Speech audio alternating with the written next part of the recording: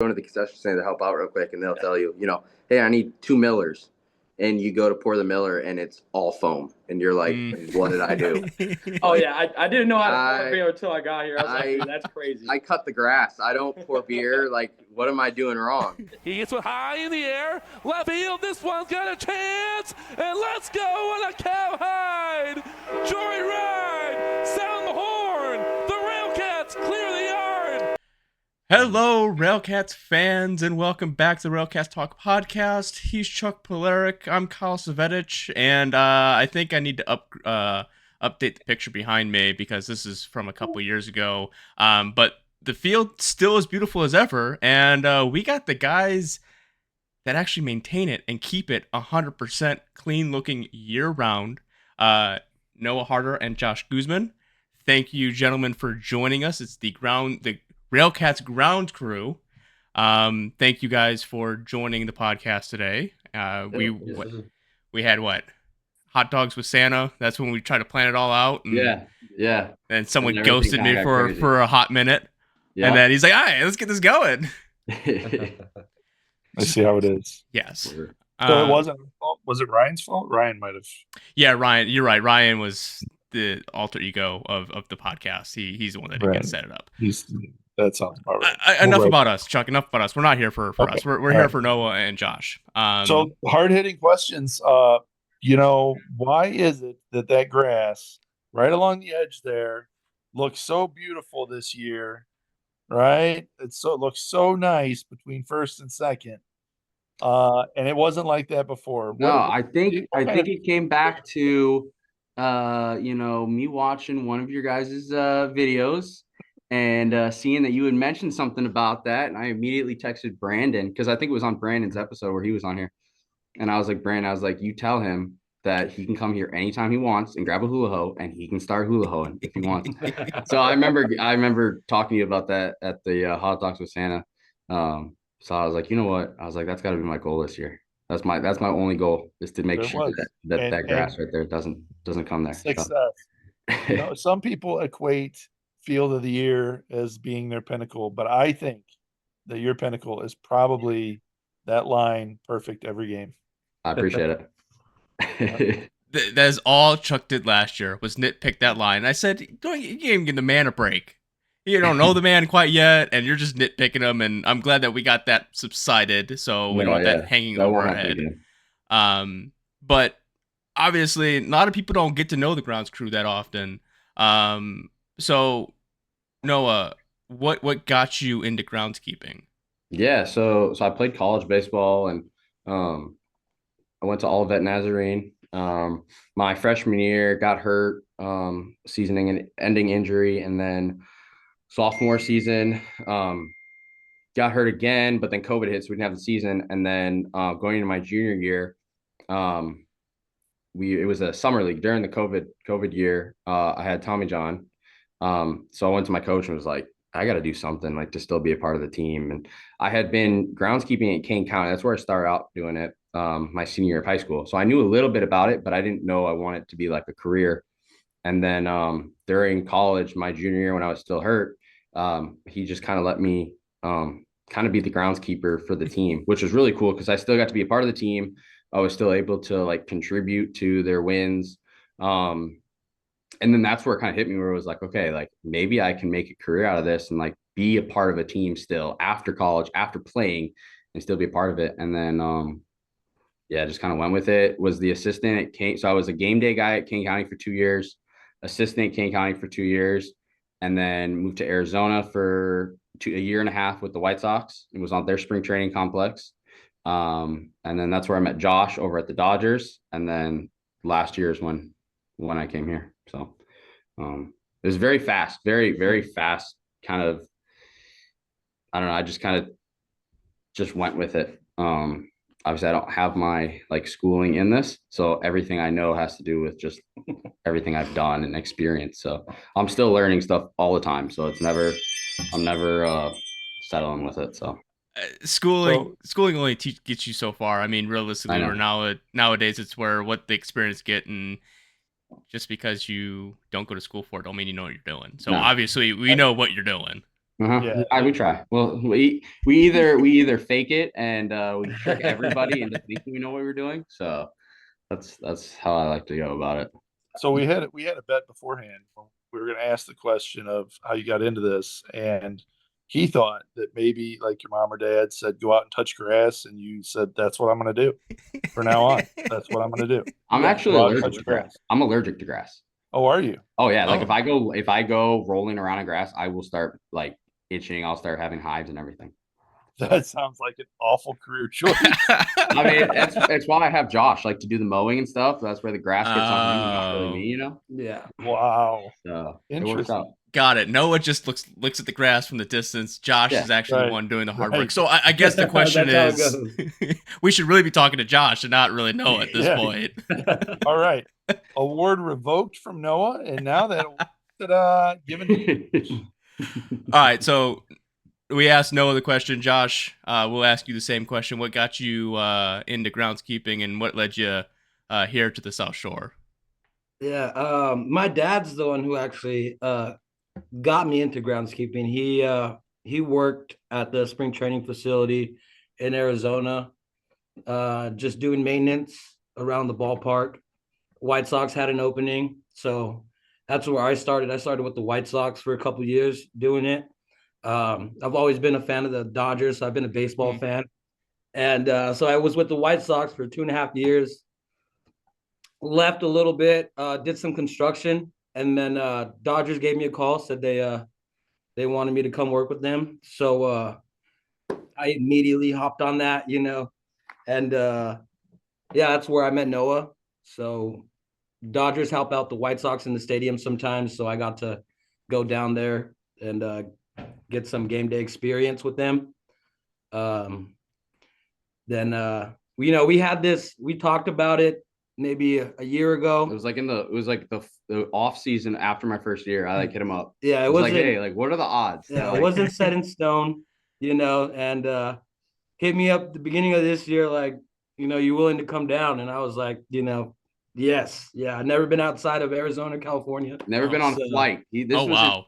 Other than going skydiving, this was his first flight, his real first flight. Yeah. So, and I didn't know about this until he was at the airport. I had wrote out all the instructions of how to get in the flight, how to check in and everything. And I didn't find about this until he was actually at the airport about to fly here. And I was like, holy cow. I was calling him like, dude, I'm so nervous right now. Like, I didn't think he was actually going to come here until like I picked him up. Like I was like, there's a chance like he might just say, screw it, I'm not. I'm so confused. I would have thought that worst case scenario, you have to jump off the plane. You already got the worst case scenario taken care of. Yeah. Right? I mean, like, hey, going down. Oh, I got this. Boom, you're out. I would assume that flying in a perfectly good airplane from point A to point B and not having to jump out, you would be less nervous. But again, getting through the airport is a pain in the butt anyway. So I can understand why being a little confused or a little nervous about it, because I still get that anxiety when I fly as well. So. Is there a difference in maintaining grass in Arizona versus maintaining grass in Gary? Huge. Yes, huge, big difference. Grass. I've never seen grass grow so much out here. It's insane. It's insane. There's so much that goes to just maintaining grass in Arizona that you don't have to do out here because it's just naturally growing, naturally beautiful. You also have in Arizona, you have, or at least where you have, so your base layer is a Bermuda grass, and then once right around a couple months before spring training, we kill that off and we basically hibernate it, and then we overseed with rye. So you're dealing with two different grasses, and there's the Bermuda grass is a lot harder to deal with because of how it grows. It grows side to side instead of up and down. So there's a lot more different kind of mowing techniques you have to do to kind of help kind of level it out and scalp it and stuff. And then just the heat in general, like in Arizona, like you are watering the grass all the time. Like there is not a time when you're not watering it. A lot of hand watering. Is there the same thing with when you're in Arizona and you're inside a dome versus outside grass? Well, I know at the D-back stadium, and they have turf. So I mean, when they didn't have the turf, though, there was a lot of resodding, a lot of dead spots they had to take care of. So I mean, regardless, in Arizona, it's hot, so it's going to be difficult to grow grass anywhere.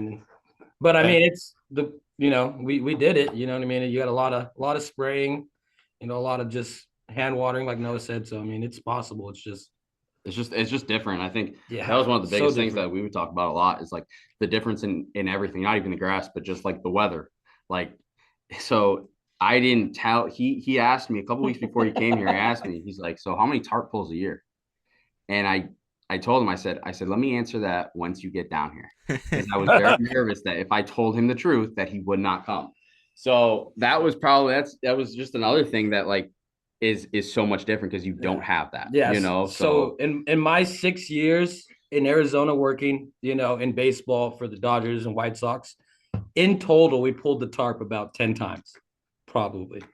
And I did that my first week here. So. and here we had maybe 20, 25. So yeah. it's different. It really is.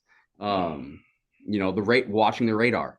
I had to make him download the app and be checking it and whatnot, because you don't have to worry about that. Yeah. So I mean, you have rain days, but it's nothing compared to here. Nothing compared to here. Like there's a couple times we had the dugouts flooding in a couple of games, but we still ended up getting the games going. So So a lot of work, a lot of water. My next question is, Noah, you mentioned the app on the phone of showing delays or where the clouds are at, all that other craziness, right? How much would a RailCats fan have to give you for you to go out to the umpire, and as you're showing them that, show them some calls that they missed? Probably a lot, considering like once the lineup cards are exchanged, like I have no say in pulling the tarp. It's all the umpire. So they have to really trust me in what I'm telling them. So if I get on their bad side, it might not go over very well. So That's true. I have to keep a pretty good relationship with them. But we always see you out there. Always see you. I don't even know if it's going to rain. It could be a very sunny day, but when I see Noah out there with his phone talking to the umpires, I'm like, okay, it's going to hit the fan. The question is when. Maybe we need to look and see if there's rain on the way. Yeah, it's challenging. It really is, and it took me. I mean, I still am figuring out how to kind of do it. You really don't realize how to be a head groundskeeper until you are one. There's a lot of just learning as you go. So if it's talking to umpires, looking at radar, like you don't really understand that. There was a time last year that I went out and put some conditioner on the infield when I wasn't told by the umpire to do that. And it was just one of those things where like it's not good because then it looks like an unfair advantage, whoever's in the infield and whatnot. So you have to be very strategic about when you're doing stuff. And the easy way to do that is just do what the umpire tells you to do, because at the end of the day, he will take the heat for it if he does something wrong. So it kind of takes a little bit of weight off of our shoulder, knowing, hey, like, this is their call. We're giving them all the best information. I'm telling them, what we're looking at, how hard it looks like it's going to be. But at the end of the day, if he doesn't want to pull it, there's nothing I can do about it. So, it's difficult at times, and I'm still learning, the best way to do it. Some umpires want me to come out there. Some umpires want me to wait until they signal me out there. So that's like something I'll talk to them about during like pregame up in their locker room is, hey, how do you want me to do this? Do you want me to come out? So, and last year I didn't do that. So it's just every year I'm learning kind of more and more how they kind of like it and stuff like that. So there's a lot that goes into it though. There really is. Well, you really are entrusted with the gem of Gary, Indiana. And one of the things that I enjoy staring at every day that I go there, get there early and just watch how you guys work your magic. Love watching you guys lay the lines and measure everything out and all of that. The time and the effort and all of that that nobody sees, right? When I'm sitting here at home and we get 2 inches of rain, and I'm sitting there thinking to myself, I'm glad I don't have to run out to the field to make sure that everything's okay on this six game away time that everybody else is relaxing, and you guys you guys don't have any off time. No, and really just getting some appreciation are giving some appreciation to you guys, the time and effort that you guys put into this. I appreciate it. It really goes. We notice the end results. Mhm. We have no idea how much effort goes into that. We appreciate it. Yeah, I mean, it means a lot. I always tell Definitely. people, like, usually if the field is good and nothing's wrong with it, you don't really hear anything. But when something's wrong with the field, you hear stuff. Yep. So it's good. It's nice sometimes to hear, hey, the field is playing good, because a lot of Right. times players just expect that, right? So you don't always hear that. But when, if bad hop or the infield's too dry, you're going to hear it. So you hear a lot more cons than you ever do pros. But the faster you know that, the faster you just kind of realize that that's just the industry that we're in. But people like you guys and when we have players coming up to us and tell us that always it allows us to definitely get through the struggles and the harder times. So we really appreciate it. So Yeah, Chuck's really been parading around the idea of asking all the players on the away team about the field, and all the players seem to praise the field. The only ones that we can't seem to unlock is Lincoln, and yeah, we wonder why. They will not. They won't say yes or no. They'll look at you with that. I really can't answer what I want to say, and move on. So really, I think we've got it wrapped up that we it's have the best field. it's a tough one. That the subject is tough for me. I talked to you a little about this, Chuck, the other day at the last game, but like at the end of the day, like our job is not to win field of the year. Our job is to just give these guys the best field that they can play on, safe field and everything. At the end of the day, though, like it would be great to win like an award like that. But like I kind of think to myself sometimes, like, all right, like at the end of the day, an award, like it is what it is, what matters is, what the players are telling us, how they like it. Everyone's staying safe. We didn't have any injuries that happened because of the field or anything. So that's a pro right there. So it's personally for me, it's easier to look at it like that because I know if I didn't, I would be upset all the time knowing that we didn't win it. So it just allows me to like keep going and not get too disappointed on the lows, but just kind of ride in the middle and whatnot. But I don't know. I wouldn't say it's rigged. I don't want to say it's rigged. I think that Josh might have different opinions. I think that who is voting, I think they could switch that up a little bit. I think I would love to see more like players votes. You think of playing surface of the year, right? Well, who knows that? Who knows how the field plays? The players. So having, people that don't ever touch the field vote is kind of like, well, it doesn't really make sense to me. But at the end of the day, it, like for instance, clubhouse attendance, right? The clubhouse head clubby of the year, right? They aren't voting based off of what the clubhouse looks like, right? It's the people that are the guy doing it. How is he doing it? How is his communication? Is he getting stuff done on time? That's where I think it could change to where like, okay, maybe not playing surface of the year, but grounds crew of the year, right? Because the grounds crew are the people that are going talking to the umpires. I mean, I went and talked to one of the umpires this year and told him it was a 3-game series. I told him what we were looking at for the weather. And afterwards, he's like, man, I got to tell you, I've never had a groundskeeper come and tell me that. And I was kind of surprised because I was like, it's a very simple thing to do. But it's like stuff like that where like maybe we can kind of shift into, all right, like less playing surface, right? Because again, if you have, I wouldn't say that it's based off money, right? Because at the end of the day, I think that we have the best field and we have 3 guys plus some plus facilities. And then they have, 10, 15 plus whatever money. And I think we do as good, maybe even better of a job. So I wouldn't really say it's about money. It's more of just like who's out there with the most heart, right? Who's out there caring about the playing surface? Really trying to give as much communication to the umpires and coaches as they can. I think that maybe would be, a better idea of voting. But again, it's not my. was talking to somebody about these awards for best shortstop, best third baseman that they just did. And it's the broadcasters and sports something or other that are the ones that make the decision. And I said, Yeah. well, that's great, but if you listen to the broadcast, they can't even get the guys' names right half the time. So why are these guys the ones that are voting on who the best third baseman is? Yeah. They don't have a clue, right? And, No. and that would be the same as, your clubby, right?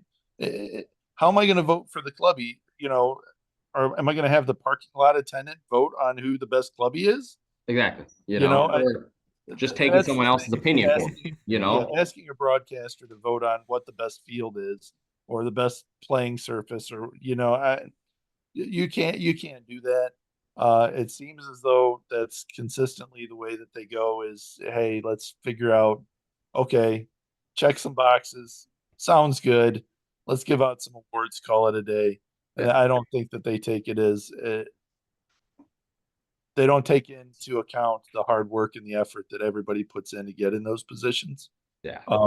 And the outcome, right? Yeah. You guys do a great job. Thank you. Kyle was wanting to talk about growing grass at home, but I think he was talking about something else.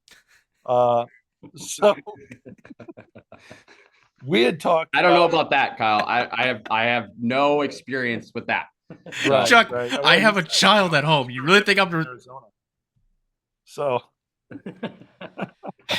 this is the title of this episode is going to be, "Hey, we're growing grass." We had talked about before the type of grass that we have, and you said it was a mix of Kentucky bluegrass and rye. Yeah, it's like a scientifically made kind of grass. And it's called healthy grass technology, HGT. So we get ours from Wisconsin, but they kind of make this grass to be like stress tolerance, like have a high stress tolerance to where it can play good in sports fields, and disease resistance, and which we get still, but it's a lot harder to get it. So I love it. This was my first time working on this type of grass, but it's been amazing. So you gave me in our conversation a while ago an example of a disease that you found. Yeah. And what you have to look for and what you have to do to try to remedy that. Give me that rundown. Yeah. So this summer in particular was really bad. So like the humidity and the heat just killed us. I was like my fertilizer guy was saying that there's golf courses all around the area that were thousands of dollars over budget just because of how much they were gonna have to spray. So on a normal basis, I'll spray, once every 2 weeks, right? It's for fungicides and diseases and stuff. This year, I forget what series it was, but it was a Sunday game, so it was a 2 o'clock game, and I was mowing the outfield, and I had noticed that we had there were these, it's called dollar spot. So it's, I don't know, this big, and they kind of grow together and they just look like dead grass. And sometimes it's hard to tell if it's a disease or if it's just a divot from a cleat mark. So that's another challenge. But I was just mowing the outfield and I had saw something, just caught my eye, and I got off the mower, and if a disease is still active, it'll have like almost like a spider web on it, mycelium. So I got a little closer and I saw that we had a lot of that. So that was probably at 10:30. And if it's active like that, it'll continually grow, like if a cleat gets on it or if a tire or anything. So I knew I had to spray like right away. So it was like 11 o'clock. I called Josh and was like, "Hey, I'm spraying the field right now. Like, don't go on it. Just clean up the mower, put it away."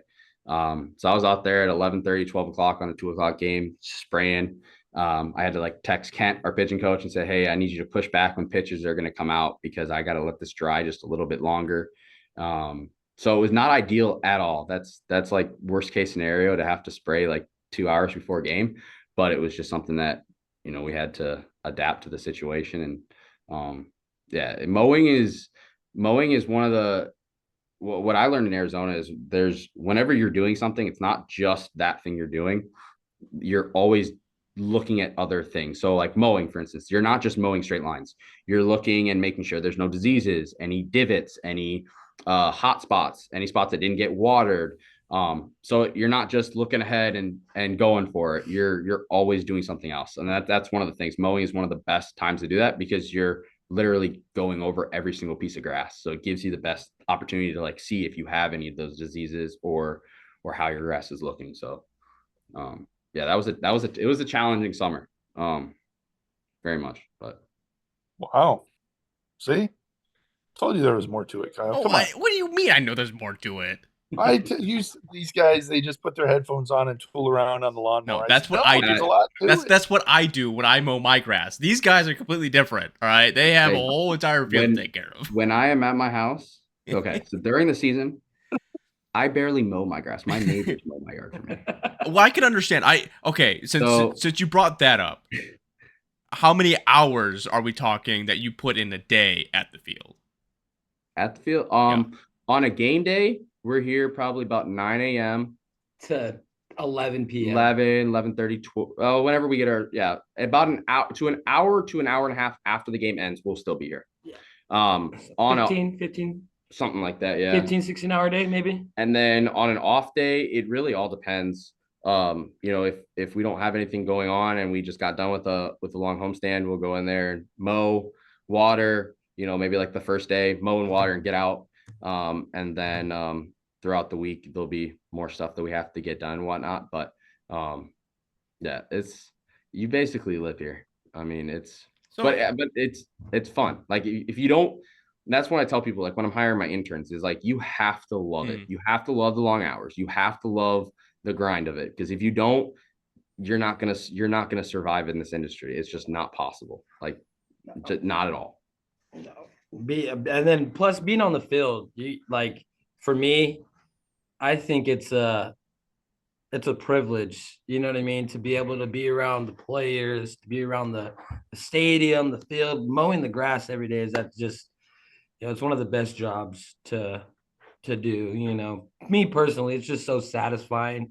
What's the word I'm looking? Peaceful, just being out there, and just the perks, some of the perks, just being at a stadium, having your office outside, like that's our office is the field. You can't beat it sometimes. No. I think that when I was a kid, I absolutely hated mowing the grass, and that all changed when I bought a house. Yeah, and it was my grass. Mm-hmm. Oh yeah, and it was like, wow, this is so nice that I get to mow my grass. Now there's times where it's 9,000 degrees outside, and I'm like, this is ridiculous. But I think you get that different feeling. So I can understand the appreciation of, here I am at a baseball field and getting to enjoy mowing the grass or getting to take care of this, knowing that reality is none of this stuff takes place unless you guys are on your game. You know what I mean? What is the most rewarding thing being groundskeeper, and what is like the worst thing about being the groundskeeper? Oof. Worst thing for me being a groundskeeper is being out here in the Midwest is the rain. That's probably the worst. Okay. If the rain was, you know what I mean, half as what it was, it would be the most perfect thing, you know what I mean? But that's probably the most difficult thing to deal with, for me at least, would be weather and the rain. So I would assume that the rain would be more a positive, because then you have to worry about watering the field. But I get like when on game days to try and prepare the field itself, the playing surface, but I guess on non-off days. Yeah. And then the most rewarding would just have to, be the praise from the players, and just hearing how good of a job we do with the field. That would have to be the most rewarding for me. Just getting to hear, that we do a great job at our job. So I'd say, and this kind of goes with any kind of job where you're working long hours and whatnot, but I guess, I don't know if this has to do with being a groundskeeper, but it's just like the time away from family and and spending time with friends and doing stuff outside of work. Like you don't really have that as much. Like you kind of said earlier, like we're on call all the time, right? Like if it's even on off day, like we mow. We might not mow 1 day a week. We might take, if we don't have a game on Sunday, we won't mow Sundays. But other than that, we're mowing almost every single day. So we always have. There's always something to be doing on the field. So it's just balancing that time. It's hard, it's not a 9 to 5 type of job. So, and you're working with Mother Nature. Like there's stuff that you can't control, right? I can't control, I can control if my equipment breaks down by just making sure I'm checking it. But at the end of the day, like it's out of my control at a point, so that's definitely difficult. But the most rewarding part is probably just being able to see us take a canvas like a field and be able to make it look the way it does. I was like growing up, I was never good at drawing or doing anything sort of like that. All my brothers were, except I was the only one that was not good at it. I was horrible. So like when I'm out here, I'm able to see, our lines, our mowing lines, our water job, our edging job. And it's kind of like, it's rewarding to be able to see like, okay, I can do it too. Like I can be an artist, but just in a different way, and just being able to see everything come along after, like our goal every single day is after a game, at a 6-game homestand, 3-game homestand, the next day, we want the field to look like there was not a game played on it the day prior, right? That's our goal every single day. So, and I mean, you guys have seen after some of these games, these rain games or whatnot, the field looks horrible, So just like the challenge of going, all right, hey, like we're going to take the field how it is right now and make it look like nothing was here yesterday. Like it's a challenge almost every day. And it's super rewarding for me to be able to see that. And I can't do it by myself, right? It's all praise goes to my crew, and our front office and facilities, and they all pitch in whenever they need to, which I can't thank them enough for it. But yeah, just being able to see the product that we're able to give these players, and hopefully next year it'll be a little more rewarding when we start to win more games and whatnot, which I'm very excited about. Yeah. Same. Obviously winning games doesn't affect our, we're still going to go and give them the field that they deserve and they, and that we want to give them. But when we win games and everything, it makes it just a little nicer to be able to give them that field. So, I'm excited for next year. So next year we're gonna use the field as like a treatment kind of thing. Like you win a game, like we'll make sure the field looks good, and if you keep losing games, like man, maybe you should win more games. I mean, I've been told that, but I don't know if I could do that. You know what? I respect the integrity of you being the groundskeeper and doing that, because again, baseball is one of the only sports that really requires a lot of maintenance right before the game starts. Mm-hmm. You got football, the field's already painted. Hockey, the only thing they got really to worry about is sweeping up the field. What are the ice rink? No, baseball, you got to set the lines, you got to spray the water. And so like knowing like that's why we go to the games early, is because that's the setup of the field. Like that's you get ready to play a game, and that's a part of the game. Even though it's not someone playing, you're setting up the field, and that's again why we like to come in, and especially on the hot days when you guys are spraying down the field, we just really want you to spray it towards the first base line. I see you guys telling me to all the time, but I just don't know how that would fly. I don't know what's in the water though. That's the thing. Well, it's keeping the grass alive, so it must be fine. We would like to offer debatable. we would like to offer I would like to offer my services. There isn't very many things that I look at and say, wow, I would really like to do that, right? But some kids get really excited about throwing out a first pitch. I've never really been like, it's cool. I'm glad that they get to experience that. Hanging out in the dugout, that's cool. Glad they get to experience that. For me, dragging the field. So hand dragging, like walking with it, walking Okay. with the thing. Okay. At the 3rd inning, 6th inning. If you ever have a spot that's available, you need somebody, you just come over, be willing to do that for you. The only other thing I think that would be good at is brushing the bases. Okay. And I know that that's, not necessarily something that helps out. So, but I'll keep that in mind. I would love to drag the field. Okay. It just, I don't know. And but the things that bother me is when somebody drags the field and then walks over where somebody just drug the field, because I don't want to see any footprints. No, yeah. Right. So I want it to be like perfect, like nobody was ever there. Mm-hmm. And I'll watch. And as they go over, they step where somebody else, and I'm like, come on, you just ruined it. Oh yeah. Yeah. So That's I would help, but there would be that requirement that nobody would be able to step. I'd be okay with that though. That's fine by me. That's shoot. If I could make that a requirement, I would. But So fun story. It will lead into a question. So the first game, I bring Logan to the game, right? Yeah. And first of all, I appreciate that it was probably second, third inning.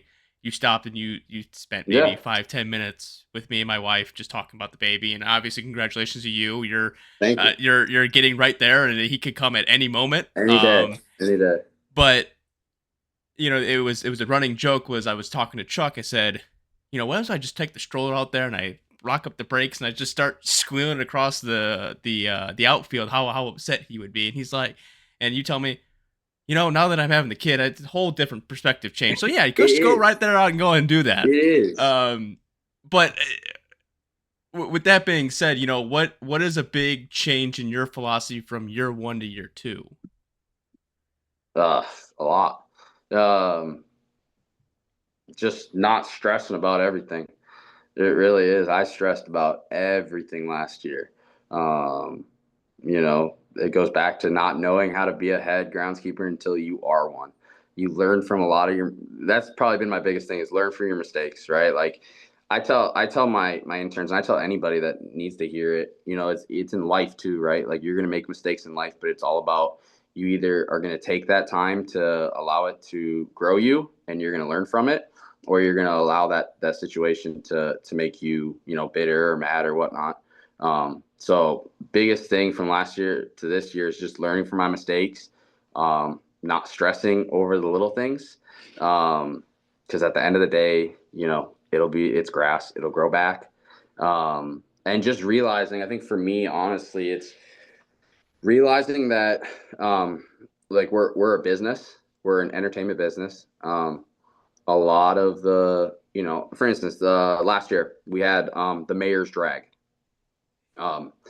When I found out about this, I was not happy.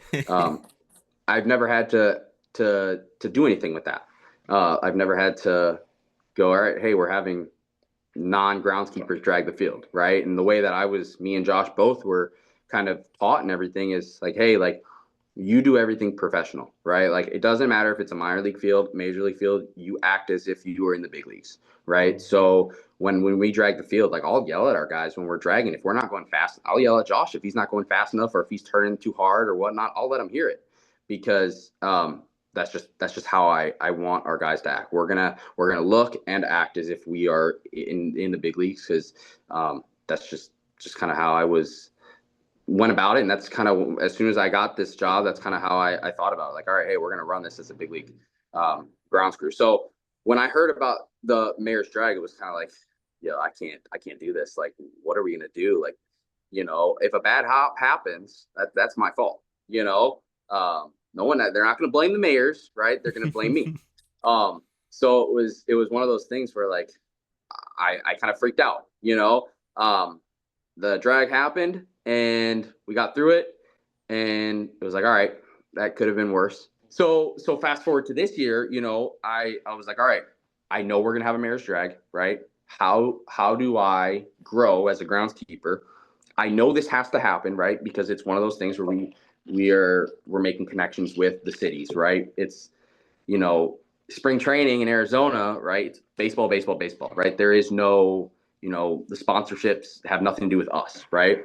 But here at a minor league field, it's kind of different. So it was kind of like, all right, how do we do this? So me and Josh kind of sat down and kind of went over it. How can we do this? Do we can we have them drag different drags that's going to be easier for them to drag? Do they walk with one of us? So each of the mayors get one of the groundskeepers to walk with, so they know where to go. Because at the end of the day, I knew it was going to happen. So it was like, how do I prepare for it, right? It actually didn't happen this year. I'm not sure why, but it didn't. So I was fine with it. But it was one of those things where like, I'm not going to stress about it, because in all honesty, if I allow everything to stress, if everything that went on every single day, I allowed it to stress me out, like I probably wouldn't be able to do this anymore. And that's kind of how my first year went. Like I stressed about everything. Yeah. So yeah, just a lot of change, growing. But I think having the kid is honestly gonna help me a lot. It's gonna allow me to realize that there's more to life than just work and baseball. For instance, probably last year I probably would have said, yeah, you're not bringing the stroller on the field. Like, no. Don't worry, I didn't bring the stroller on the field. Don't worry. I was okay with it though. I would have been okay with it. So hold on a second. Because in my head, you're going to be a new father, and he is a relatively new father, and I have been a father for a long time. I will tell you that your life has been like this, and you've felt those highs and those lows. Yeah. And now it's going to be like this. All right. So those little highs and lows that have freaked you out and made your mind explode, those are going to be like this. The first time you have to take your child to urgent care because their fever's 104 and you have no idea what to do. Yeah. That's what I'm saying. Like some dead grass compared to that. Like exactly. Yeah. You're gonna be like, wow, I wish life was more like this. And yeah, no, you hung it up. This last year was practice. That's what that was. No. So Josh, I got a question for you. Is this your first year working in independent baseball? Yeah. So what to you has been the biggest differences? I mean, obviously money and the amount of people that are working together, that kind of stuff. But like, what to you is the big difference between working in spring training ball versus independent baseball?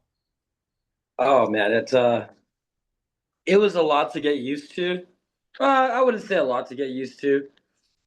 Just the way that things are ran is just a lot different. I mean, there's so much more of everybody just helping everybody. Whereas in Arizona, a big spring training complex, you know what I mean? You're just dealing with the field.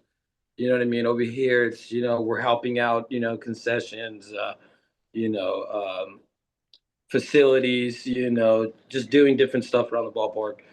Whereas in, regular spring training complex, you know what I mean? You're there for your specific job, and I kind of like it. You know what I mean? It's cool. Everybody just pushing together just to get the stadium going and running. And, I think Noah said it, like, you can't really run it without everybody coming together and just, going. I mean, you can, if you have the money, in a big, big ballpark, big stadium. But yeah, going from spring training over here was just that was one of the biggest things that shocked me a little bit. Just everybody just helping out everybody, which is not really that big, but for me it was.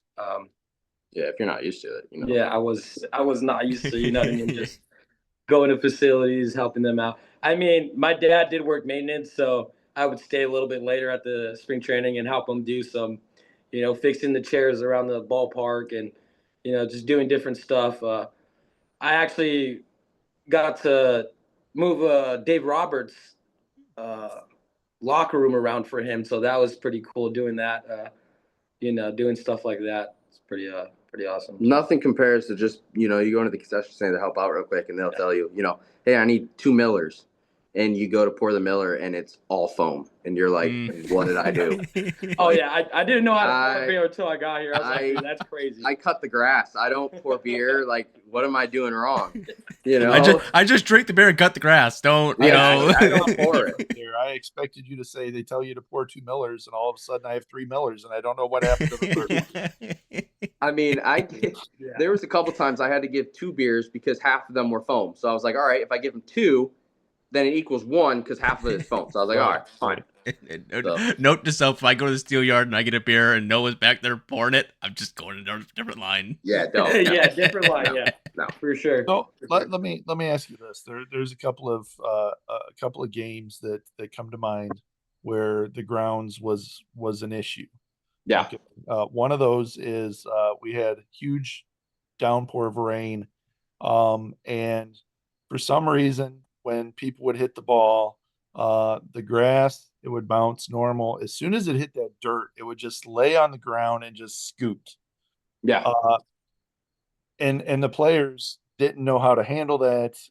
And so sure enough, they're pulling up, the ball's going between their legs, and looking kind of goofy. Do you remember what team that was? I don't. I know that there was quite a few errors in that game. But how do you prevent, or can you prevent something like that from happening? I know that it was rain related. You really can't. I mean, so it kind of goes. So our infield pattern that we mow just, it's called up the guts. So it's literally just straight up the middle. And we don't switch that around. And we do that because a couple of reasons. One, because it's easy, right? I don't have 3 hours to be mowing the grass. I have an hour 15, right? So it's easy. It looks good, as well as the ball. If you have different type of patterns, the ball is going to go with the pattern, right? So it's going to zigzag. It's going to snake. I prefer the infield to be just up and down because it's going to allow the ball not to have that zigzaggy, the look of it, especially for the infielders. The outfielders, it's a different thing. The outfield will kind of mix it up, but so that plays with it as well. But no, like when it's raining, you really can't do anything during the day. I will say that like teams that play on all turf, when they come here and they have a game like that, or just in general, I noticed this year, and I was talking to a couple players, when players that their home field's on turf and they come here, they tend to make more errors because of how different the ball will play on turf to natural fields. So that'll play. That's why I asked what team it was, because if I remember, I thought it was Lake Country. It might have been. It could have been. And they played on all turf, and I think that's what it was, because I remember watching them during pregame, and they looked very uncomfortable. And it kind of, seeing that first, I'm going, all right, what's wrong with the field? Like why are they making these errors during just some ground balls? Like what's going on? And then just kind of going over it with my head, realizing, all right, hey, where are they coming from? They're coming from turf, and that's going to play so much differently, especially during rain as well, right? The turf is going to play. It's different on your body. A lot of our players, they'll come back from a series on turf and be like, man, my legs, my back, my body's just killing me. Like I'm really excited to get back on natural because of how much it actually plays on how your body feels and the pressure and whatnot. So to answer your question, though, in the short term, there's really nothing. Just making sure that part of the reason is that's why we cut the grass every day, is because if it gets too long and we have a rain day like that, it's going to play even worse. So just stay on top of it, making sure that everything is the way it's supposed to be. Yeah, and if the dirt gets too wet too, you can't really do too much with that. I mean, the most you could wish for is just some quick dry. You know what I mean? Some conditioner on it and throw some bags and hope to God it soaks it up and dries out. But yeah, it's tough. And then there was a game, one that I can remember, where we hit the ball to the backside of the infield, the dirt, and it hits that grass lip and pops up in the air. Yeah. Well, we addressed that. Wait. Oh, what was your question? How do you fix that? Or is that something that last Saturday we fixed it? We fixed it. So that had been an issue for us for the past couple of years. Last year I wanted to take care of it. I didn't have enough time to. This year what we did was we took out like almost 2 inches. Some parts of the infield, the back arc, we took off basically a foot. Over time, the dirt, the conditioner will start to migrate into the grass. And we'll do stuff like we'll get the hose and we'll try to rinse it out and wash it out. But over years and years, that stuff just gets worked in there and you can't really do anything about it. So this Saturday, we brought the infield back to measurement of where it's supposed to be. It was a little off in some areas. So we brought it back. And a couple areas, we took off like a foot of just overgrown kind of grass that's been there, and got back to where it's supposed to be, and then just leveled it out, put new infield material. So that issue is no longer an issue. That was handled on Saturday. So we're excited about that. Yeah. See, look at that. Yeah. I noticed. It's it's one of those things where it can be a safety issue at the same time. I mean, it was embarrassing for me at points. There was one time we were in the dugout and I forget who said it, but one of our coaches was like, "Hey, have Peralta play over there," and the other coach was like, "Hey, no, he can't go over there. The lip is too bad." And when I heard that was like, I felt horrible. I was like, "That's like, I got to do something." That's the last thing that we want to do. We don't want our players to have to play at different positions because of the field, right? So when I heard that was like, we're taking care of that as soon as the season ends, because it's embarrassing, That was a top priority to get done. There you go. That's all the secrets that the grounds crew has. I think they have more, but just time constrictions. Right. There's a couple different home field advantages we could use. We could use to. Everything's up to spec. Nothing. Yeah. That is for like when we're sitting there waiting for the game to start, and then you guys come over and tell us what's going on. That's the time. Not now. Not in public. We don't. The public doesn't need to know. So the question is for both of you. What's the plans for the off season? I'm going back home 17th. Either there's a golf course I might want to go to, but if not, I'll probably see if I can, get on the spot with the Brewers. I got an interview when I get back, so it's good for you. And he'll come back next summer, hopefully, and that's the plan. Come back and run it back. Yeah, one more year. Hopefully, there's going to be 25 extra tarp poles next year. That's what I'm worried about. Now he knows how many tarp poles. So now I might not come back. Not just. I wouldn't be surprised. Yeah, no. No, we have some more projects that we got to take care of before the season. Before he leaves. Just trying to get as much as we can in there, and then I'll stay here. I'll be out. I try to be outside until I can't be. So until the weather doesn't allow me to be, but there's always something that I can do outside, and what I'd rather be outside than inside. So do that, and then some painting, light bulbs, fix stuff where it needs to be fixed. Just try to be a helping hand, I guess. It's always a tough spot. Like, we're always like, all right, season's almost done. Like, we get a break. And then I know for me last year, it was like after 2 weeks after the season ended, I was like, yo, I don't know what to do with myself. Like, I am so bored. I don't have anything to do. I would literally just drive my remote control car at home around my driveway and, look like an idiot. So I'm a nerd when it comes to that stuff. Like, I love like cars and drones and whatnot. So that's kind of like my hobby. So I'll fly that here at the stadium sometimes. And that's actually how I figured out we had a disease during the winter. Is I was flying my drone and I had noticed something in the outfield because I hadn't been on the field because of like when it freezes, you don't want to walk on it because you'll kill the grass. So I was flying my drone and I saw something. I got closer to it and I was like, oh crap, that's not good. And sure enough, it was something we had to spray for. So, pays off to be a little bit of a nerd and whatnot. So. Chuck, you got any final questions before I typically ask the one that gets most people? My only last question is, my last comments is, what do you think of sunflower seeds? Hate them. Ban them. We got to get sunflower seeds banned. Ban them all. Hate them. Yeah.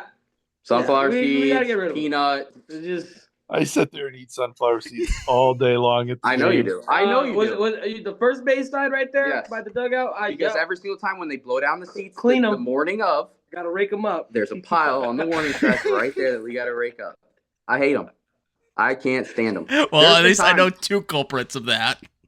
There's been times that like the visitors mean, no matter what, we'll clean the home bullpen. But there's been times when like the visitors bullpen will be horrible to the point where I go, you know what? If this is how they want to act, they're gonna live like this for the next 3 days until they go back home. Like if this is how, I mean, it's just Horrible. Disgusting. Horrible. But I always say that, but then we always clean it up because there's no way I could leave it like that. But yeah, sunflower seeds, ban them. Gum, ban it. Fireworks on the field, ban it. Oh, no! I was gonna ask that too. How's the cleanup after the fireworks? Yeah. If the wind's blowing out, amazing. Or Wind's blowing in, it sucks. Pop them off in the parking lot. That's what I heard. That's what they used to do. They used to do it behind the over in left field, behind the busy road right there, in that underneath the train tracks or the highway, underneath the highway. I guess that's where they used to put off the fireworks back in the day. And I thought for myself, maybe we could bring that back, but no, there's no.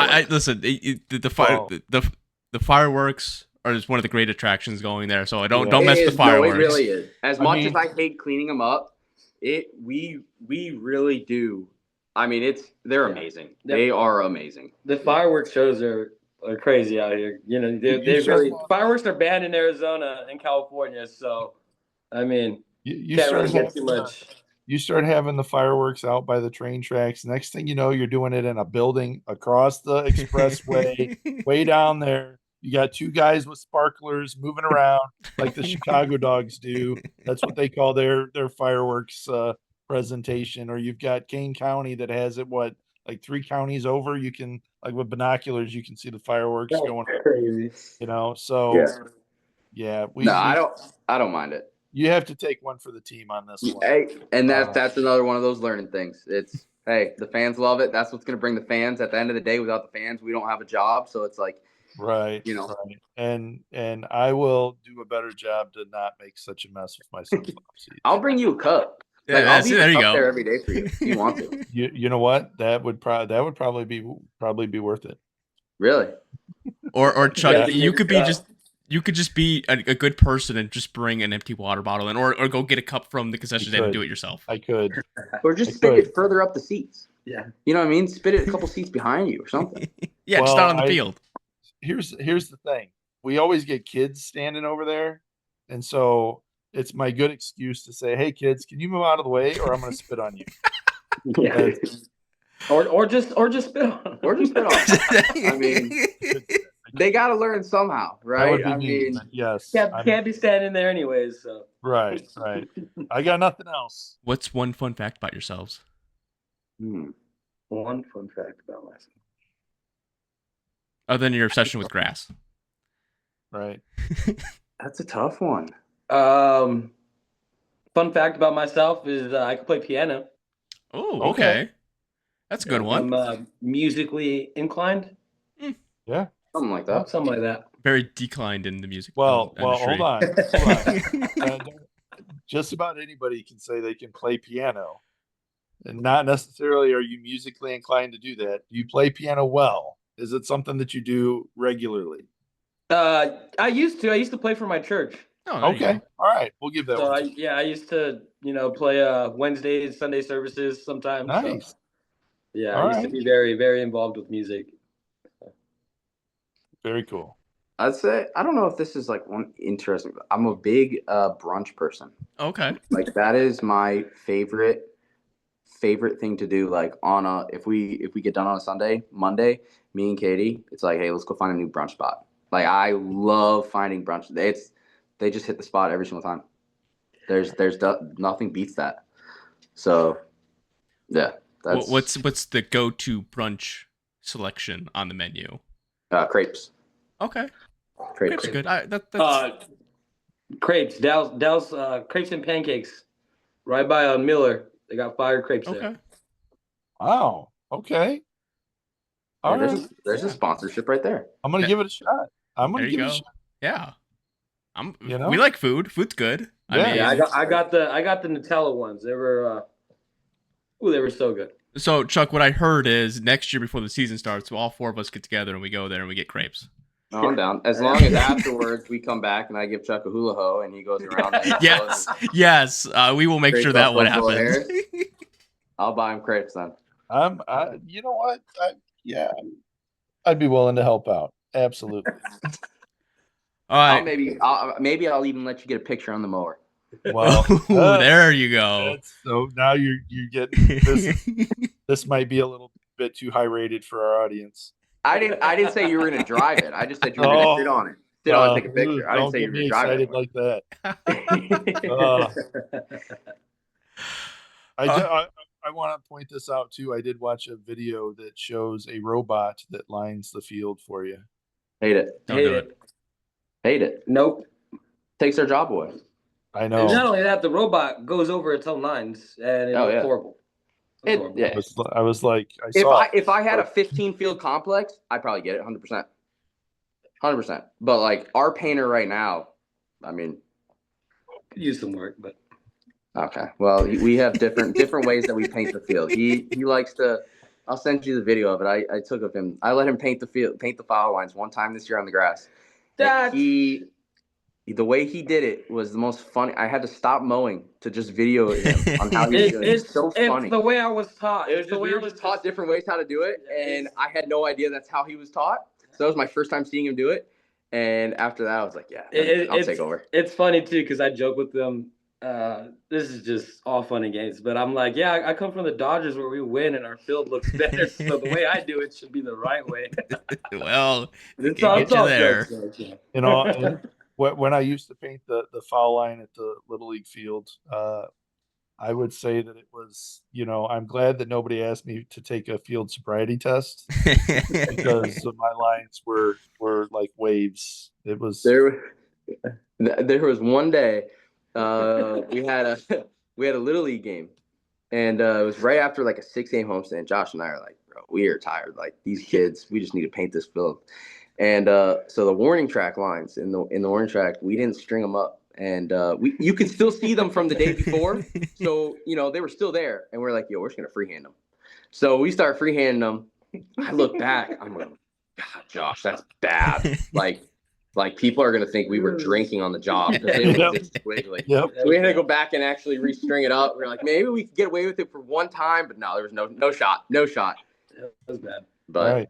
Well, it happens. Josh, you have a safe trip back. Less scary experience flying this time than your second time around, so hopefully a little bit better for you. He's got his dad with him, so there you go. Make him feel better. Yeah, a little bit. Noah, congratulations on the new child that's on the way. Thank you. Enjoy every moment of it, because you may not get much sleep now. You are going to find that you can even find less sleep going forward. So, but no, it's a great experience. So, but anyways, you guys do a fantastic job. You elevate the field.